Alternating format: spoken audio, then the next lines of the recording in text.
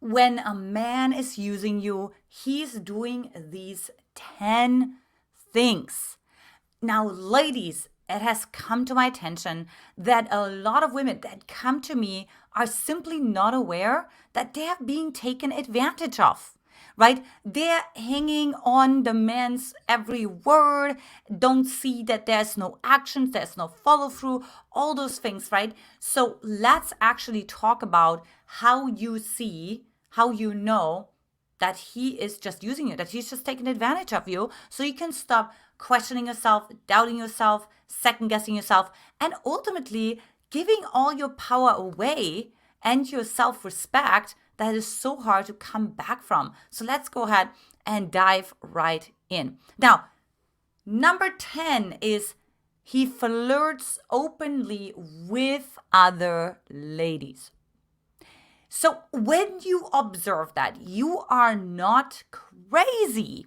So one thing that the man could make you want to believe is that you're crazy, that you're jealous, that you're possessive, that you're paranoid, right? So he might try to gaslight you, right? But the truth is, he's openly flirting with other women. And hey, let me give you a reality check. That's highly disrespectful, right? The reason why a man would do that is because, he for one doesn't respect you, that's for sure. And he may even want you to break up with him. He's definitely not valuing you, right? And he's like sort of like, take it or leave it, I don't really care, right? I do what I want to do. And so, like, listen to the other signs as well, right? But if he flirts openly with other ladies, there's no excuse for that. You know what I mean? There's no excuse for that. It's not okay. Number 9 is there's no label for the relationship. He doesn't introduce you ever as his girlfriend, or like, as his date or whatever, right? Like, it's always just kind of like introduced as an acquaintance or a friend, someone he just recently met. And of course, the truth is, he doesn't want to be held accountable to what that label would be. He doesn't want to give you any hopes, but he also want to keep all of his options open. So if he will introduce you as his, of course, girlfriend or date or whatever, then some other, especially females, may be thinking like, okay, so he's taken. And he doesn't want to come off as that he's taken, right? He also don't want to be held accountable by his friends. So if they're saying, hey, so how are you treating your girlfriend? You know what I mean? Like, you have a girlfriend, why would you do this? So they're like, no, I'm like not committing, you know what I mean? Because I'm not really that interested, you know what I mean? Like, I'm just like, she's good in bed, or maybe, she's like taking me out to nice places. And so he's taking advantage of you. That's the whole reason, right? But other than that, he's not actually showing a lot of commitment when it comes to introducing you to his friends, to his family. Number 8, there is the sense of being in limbo. One day he is hot and he makes you all those promises and he tells you that you're the most amazing woman. The next day he's completely cold, right? And he's like, I don't really need anyone. You're like way too needy. You're way too clingy. Like, you're way too complicated. You know what I mean? I don't want to deal with that kind of thing. I have already enough on my own plate. So he is wishy-washy, right? One day in, the other out, So he dangles the proverbial carrot in front of your nose. But on the other hand, he also drops you like a hot potato, So, he's really taking advantage of you because he's not consistent with his emotions. He's not emotionally invested in you. Whether he doesn't trust you, he doesn't trust himself because he knows that he's not in it for the right reasons.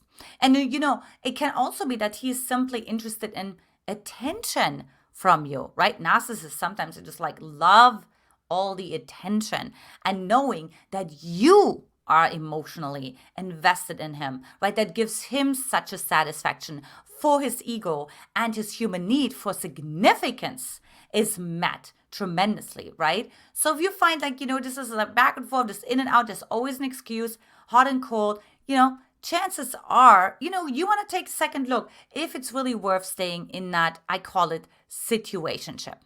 Number 7 is he doesn't ask you any questions.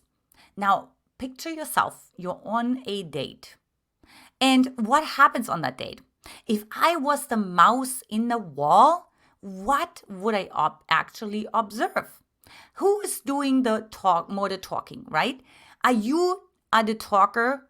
Are you talking all like about what's going on with life? The man is asking all the questions, or is he talking most of the time? And when he's done talking, he doesn't really ask you any questions. He doesn't really need any to bounce you off anything. As a matter of fact, as soon as you share something, he has something to add to that.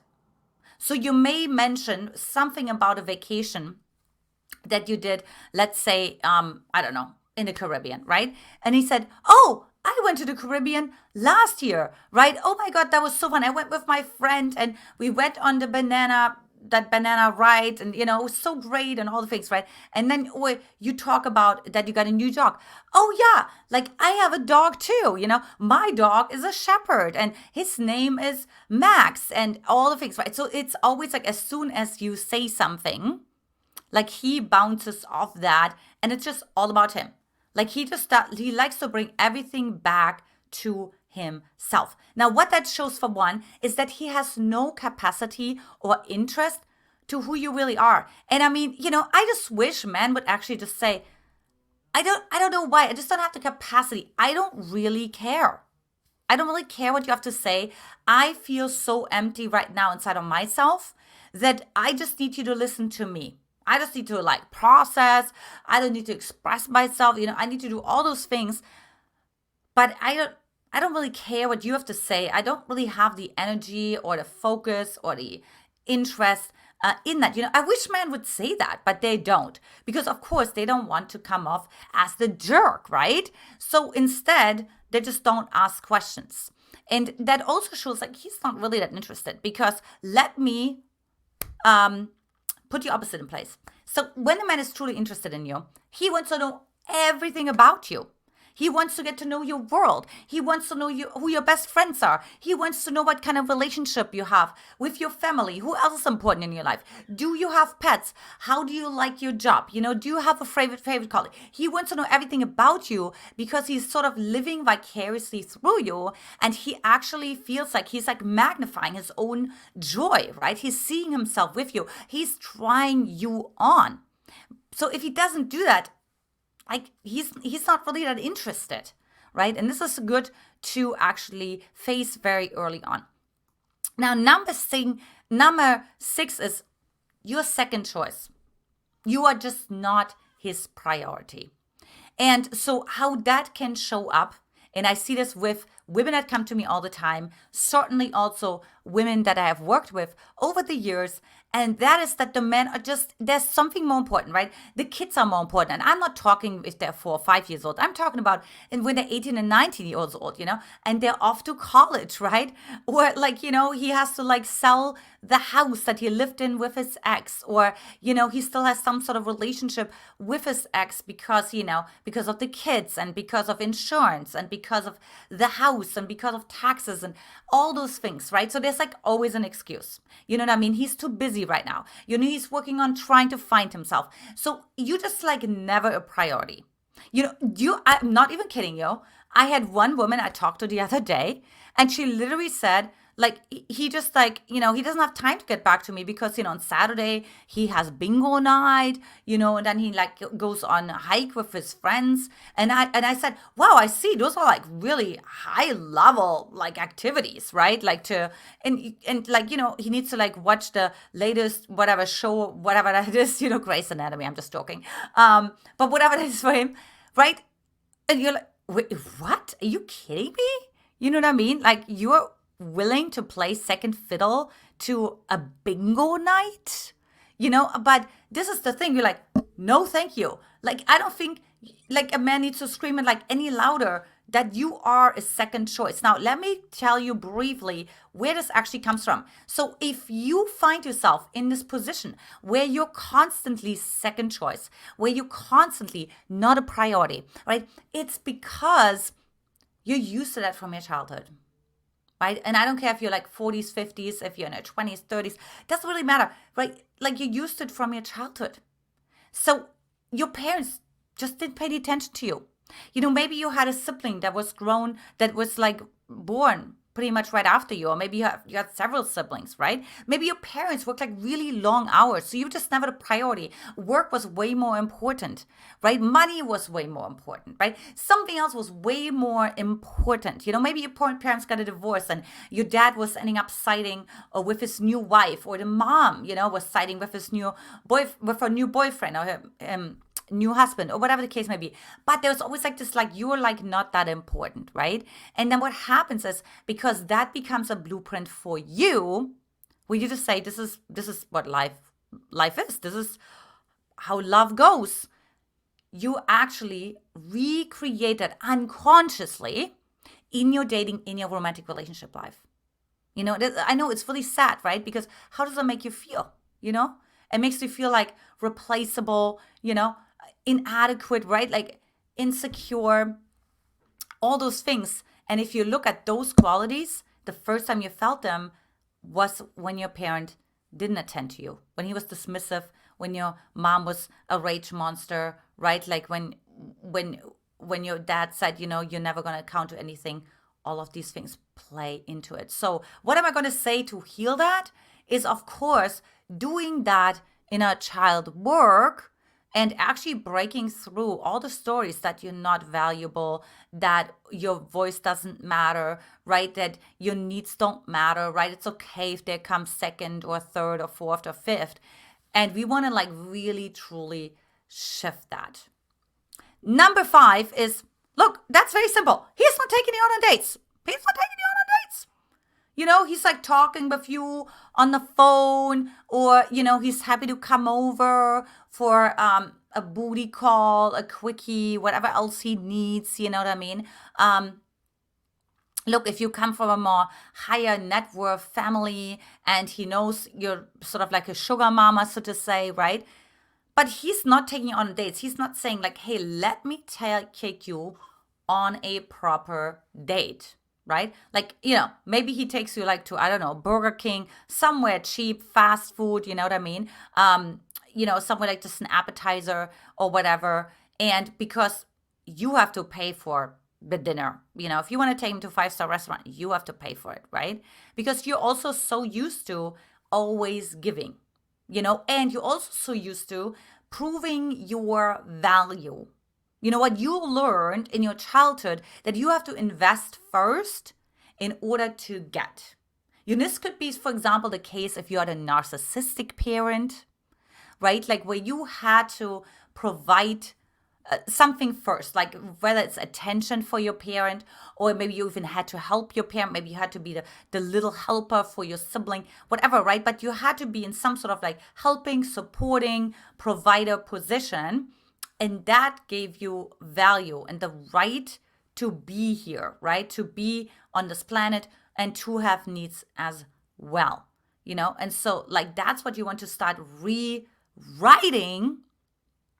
And now, of course, help women do that all the time. If he just like, he doesn't even take you out on dates. And, look, I've seen this with women all the time. They give men so much time, so much energy, so much emotional connection. But the men don't even take them out on dates. Hello? Did I miss something? No. The answer is no. Now, the other piece, how you also see that he's using you, is he keeps things on the surface. He's not really sharing himself with you. He's not sharing anything vulnerable with you, right? He's not sharing with you, that he feels sad sometimes, or, that what's really happening with his family, or what's really happening in his work life, right? He keeps things sort of on the surface. You're sort of on the need to know basis. And honestly, it can sometimes even be a little bit condescending, right? Where he kind of thinks like, I'm something better than you. Like, you don't need to, I don't need to like fill you in on all of this. Like, it's not really needed. And again, you could attract a man like that because you have the story, like there was either like distance in your household, maybe there were things that were not talked about, maybe there were things that were swiped under the rug, and you just don't talk about it. Things are staying, everything is great. Everything is wonderful. This is particularly case if you're in a family where everything was about presentation, right? Everybody had their role. Like you had to actually function over feeling, right? And so like you actually want to learn like to feel safe when you don't function.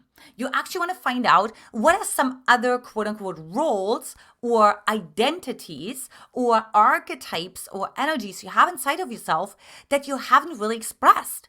Because maybe you were already raised as the achiever. I remember when I was growing up, my parents would never go to parent-teacher conferences. You know why? Because I was the A student, right? There was this role. She's the achiever. She got it. My brother was the problem child. There was always something going on. He had surgery when he was 5 years old, and this thing happened, and this thing happened. And they were always at the parent-teacher conferences. But I was like, oh, Antia's fine. Antia's good, right? And so I had to actually like learn to step out of this role, out of this identity of this like, everything's good, everything is fine. I got everything figured out, right? And so that's actually when I stopped attracting men who kept things sort of like on the surface, or where I was the provider, or where I got to solve their problems, right? But rather to be like, hey, you know what? Like, not everything in my life is great. I need help too. I feel sometimes helpless too, or I feel sometimes insecure too, or I feel sometimes, angry or sad, or all the emotions too. But I didn't even have access to that because I was so stuck in this role that my parents wanted to play, right? I had to function over feeling. So we're gonna reverse that for you, and we're actually gonna move into feeling over functioning. Do I actually feel like right now I want to provide? Or do I feel like I want to scream right now, right? Or do I feel like I want to actually cry right now because everything is so heavy, to carry. And I feel like I'm the only one on this planet who's there for me. Nobody else is there for me, right? So you actually really want to ask yourself, like, how are you really feeling, right? Letting go of the roles that you have been assigned by either your nuclear family or even by your culture. Number 3 is, hey, he has no consideration for your needs. Like he doesn't really care. You know what I mean? If you say you want to go to a certain restaurant, let's say you want to go to a Thai restaurant, he's like, oh, I'm gonna order from like the sushi anyways. You know what I mean? I'm gonna order Italian anyways, right? He doesn't really care. He doesn't really care what your needs are, right? He's not willing to compromise. He also doesn't really ask you for what you really need. He's just like kind of doing his thing. And then, of course, you're not expressing your needs because, you don't want to come off as the burden. You don't want to really bother him. He's already sending off this energy like, don't annoy me, don't bother me. Because remember, he wants to guilt trip you that you stay sort of this low maintenance. Because when you are low maintenance, guess what? Then he can just string you along. He can continue to use you. Because you're not going to make any requests. You're not going to make it that complicated for him, right? You don't ask tough questions that lead to him actually revealing that he's not really interested in you, right? Because that would mean also the benefits that come with that quote unquote situationship that you're in right now, or sometimes I call it the reactionship, he's no longer get to enjoy. So he's not going to do that, right? So he's going to try to string you along. And here is the tough truth, and of course, if you've been watching my channel, you know that I'm really honest with you because I feel this is the highest service, which is when he has no consideration for your needs. And this is the hard way. I had to learn that too, is because I didn't have any consideration for my own needs. Whew. Right? I just want you to take a deep breath with that. Just really like, oh, I don't really need, I'm good, I'm fine, like I don't really, right? It's so uncomfortable. Like to actually express what you truly need because it comes from a younger part. It's like, hey, I need a break right now. It actually, you know what it is? It's like you have to actually focus on yourself to identify what you need. And the women that come to me, They're so focused on the other person, on the man, on the ex-husband, on the kids, of course, the parents, right? When they were growing up, that they're like, me? What do I need? Well, like, what's happening? But I don't even know. I don't know. I don't even know what it feels like to be me. I don't even know what it, you know what I mean? I don't even know qualities that tell me that I am myself. So never mind even knowing what I need. So that's one reason why you have no consideration for your needs, because you don't even know what your needs are.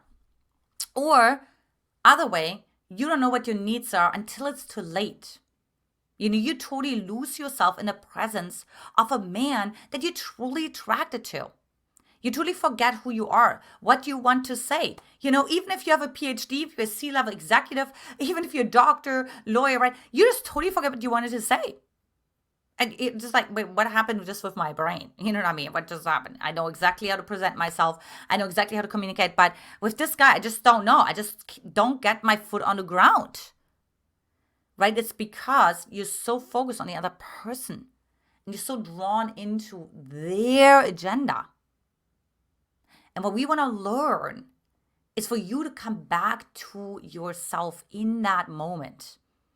Right? And this is really what I call embracing that healthy selfishness, becoming self-focused, becoming self-rotating again.